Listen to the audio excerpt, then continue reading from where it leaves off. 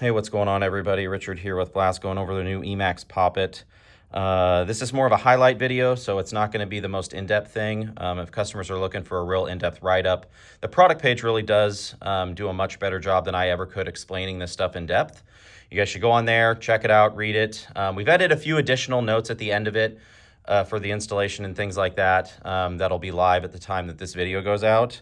But you really should get on there and check it out. But we wanted to go over how big of a deal this is of this material change for a sealing surface. Our goal here was to go with the hardest possible material while choosing something that is still somewhat forgiving on the sealing end of things. So this is the POM, the brown material that you see here. Whereas straight Teflon rings, they're too soft. So we went with an impregnated Teflon. Which is this material here. So there are several kinds of impregnated Teflon. You can use flake-based, you can use powder-based. Flake was an experiment back in the 90s and didn't really go over very well, whereas powder is the hardest, ready-to-seal material. Combined with the Teflon, it has no elastomer effect to it, this is the part that's a big deal. So, for example, if I grab this O-ring and I take my fingernail and I press it really hard right here, and then I let go, the elastomer effect is, is it going to retain its shape quickly? Is it going to essentially bounce back? And actually, I can take my fingernail and I can feel the indent on the Buna. Now, if you've ever been around even urethane rings, okay, I've had, especially if they've got any amount of age to them, you can take your fingernail, and it's almost worse. Even though it's a harder material, even a good quality urethane, I have put my finger into it, and if it has any amount of slight age to it, really fresh ones are pretty decent, but it's the same thing. You can take your fingernail, and I can feel the indentation on the material, which is what we wanted to try to avoid. So for maximum efficiency, you essentially want the fastest and crispest breakaway possible, which is why, from a standpoint, O-rings and Teflon can be kind of challenging. So, and for those that have been running Gen 5 and 6 Intimidators, or have been doing service, there is a point at which you've got to change your poppet top. This poppet top does eventually have to be changed. And if you've ever looked at the edges of them, so whereas your Teflon is supposed to be sealing, let's just say down here, after the course of a year or however often you're swapping out your poppet tops, a ring starts to develop wherever that sealing surface is now physically sealing. And I've seen rings where it's like up here. And what this does is this changes, it's a big deal. It changes the whole stroke of the marker. So whereas this brass or gold stem, as we're calling it, had a physical purpose, right?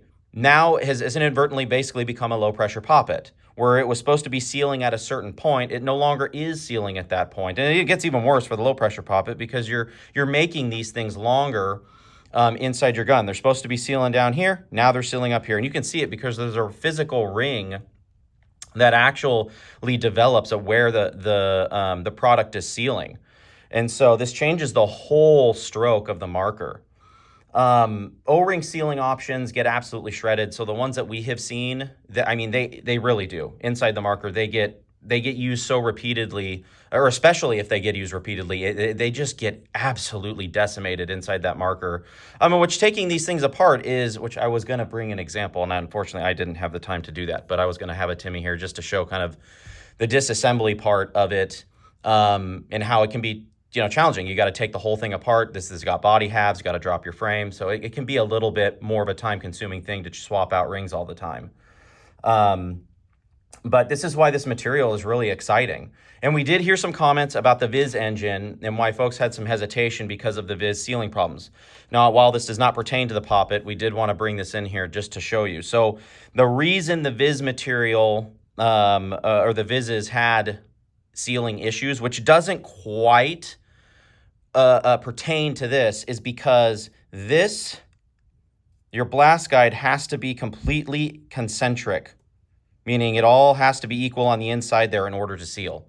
If it isn't, excuse me, this goes like this, sorry, no shame on me for that one. And if it isn't, it's gonna leak. Like, it had nothing to do with the choice of material. It was nothing to do with this. If this, and this is a bad one, so you're gonna see scratches and stuff inside there, but if this was not equal to this, it was going to leak. So it was not a material choice that was the issue. It was the fact that if this blast guide and this thing did not match, or let's just say, for example, these were made perfect, but this wasn't, or this was made perfect and this wasn't, and then you go to put them together to seal, it's not going to work. You know, a lot of the parts on this are like that. If they're not made right, they're just not going to seal. So I wanted to address that because that was something that, you know, people did kind of bring up. But for this, it is a little different. But again, it's not just like it's all pros. There are challenges to the material. Okay, this material is really, really hard. And for the most part, for most people, it's just not going to be a straight drop-in part.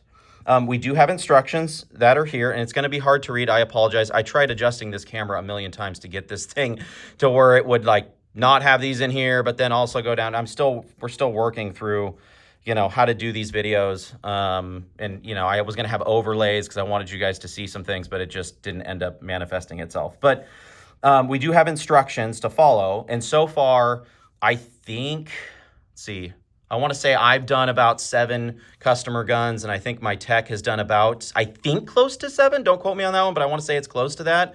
No issues. So we followed the instructions, and we didn't have any issues, and they work really, really great.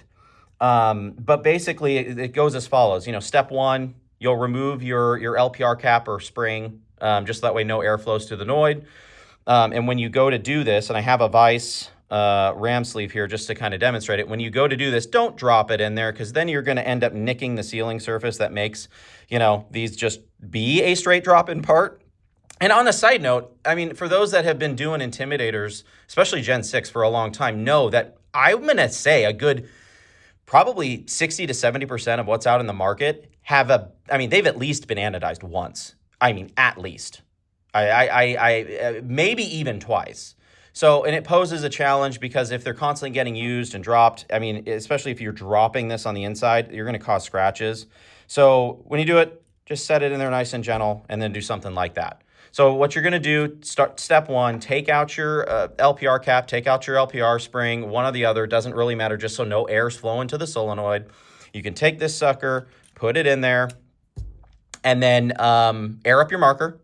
And then if you do hear a hiss, all you got to do is just raise your HPR till you hear the hiss stop, till you hear it stop. Raise it, raise it, raise it, raise it, and then let it sit overnight. Now, for those that are familiar, this is reminiscent to Bushmaster. Bushmaster came out with an updated Poppet top for their markers. Now, again, I know that's different systems, but just for the sake of, you know, the fact that this isn't anything new. We're not reinventing the wheel. This is something that was common. I don't even think Bushmaster was the only one that did this. There was another company that had the same thing where they had an updated seal. You had to put it in there, pressurize it, let it sit. Now, we're just saying overnight just to make sure that this edge creates a nice, good seal. But like I said, I put this on some pretty rough Intimidators, but I would consider rough, where this sealing edge here, this sealing edge right here is not mangled, but I would consider it a problem, and we have not had any issues whatsoever. Sealed right up, you know, and just let it sit, shot fine.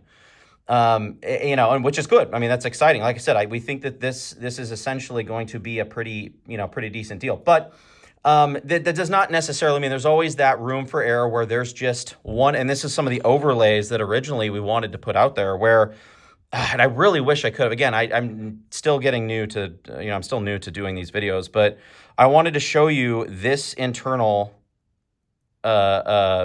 essentially CAD drawing on how it was supposed to look, but how the majority of them that we've seen based on the manufacturers that they were made at, how they actually turned out, which then you're going to kind of, most people would look at it and go, oh shit, we totally get it. Like it makes sense why there's some issues with some Intimidators and why some of them just have no problems at all. They're perfect.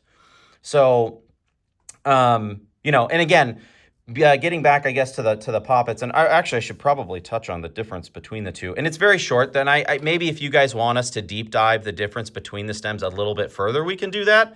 This video is just for the purpose of the material itself on the Poppet top, not necessarily deep diving the differences between the two different strokes here. So essentially, gold is built for total number of shots, whereas black, which is the longer stem, is built for a softer shot and a lower operating pressure. So this has a longer stroke, this has a shorter stroke. It's pretty simple. Like that's really the two differences between them. So they're not. It's not that the gold is any lesser than this. It's just different. It's not like it's any, it's not worse. It's just, it's kind of what you're after. And the cool thing is, it's a tinkerer's delight. And that's why we didn't really come out with any numbers, because, you guys are going to be able to go on there, you're going to be able to play with them, and you're going to be able to look. But we really wanted to stress a lot of what we're doing, especially with the Schrader valve kits, the rocket valve kits, this material, it's longevity. That's really what you're getting. You're getting a consistent stroke on your marker over the course of a fill, over the course of a month playing or a year playing. So it's not like that Teflon, which again, I have seen guys install brand new Teflon noids, and they go out and they play regularly, but that Teflon gets worn down to here, I've had some where it shears completely off. It's pretty amazing that even happens. But it is the consistent breakaway. It is the efficiency that you'll get over an extended period of time of this top not being like Teflon, straight Teflon, and just you're losing the actual stroke that you wanted for your gun. So that's what makes it a really big deal. Like I said, so far the stuff that we've done works great. Again, not to say it's going to work for everybody, but all these things that we're doing here is just to provide a long-term solution. Not everything that we going to come out with is going to be kind of like the hindsight where you throw that sucker in there and you're getting we underdid it on the FPS bump. It's something like 30 FPS, which we've got a video coming out about the noids that will make some more sense on that one. But it's, we're really excited about it. It is a good part. And we're just happy that there's a solution out there that really, we think kind of offers sort of the full long-term package that a lot of you guys are probably just looking for. Just being able to stick it in there, it works, your stroke is the same, and you'll experience that efficiency gain over the length of time, which is essentially what we're after. So hopefully this was informative. Like I said, we did add some additional notes online if you guys want to go on there and see them. We've got some more videos dropping. We're going to try to do one a day is the goal, but I think that goal is pretty unrealistic. And if you guys have any other questions or need anything, please reach out to us. Customer service at blastlegacy.com. All right, catch you later.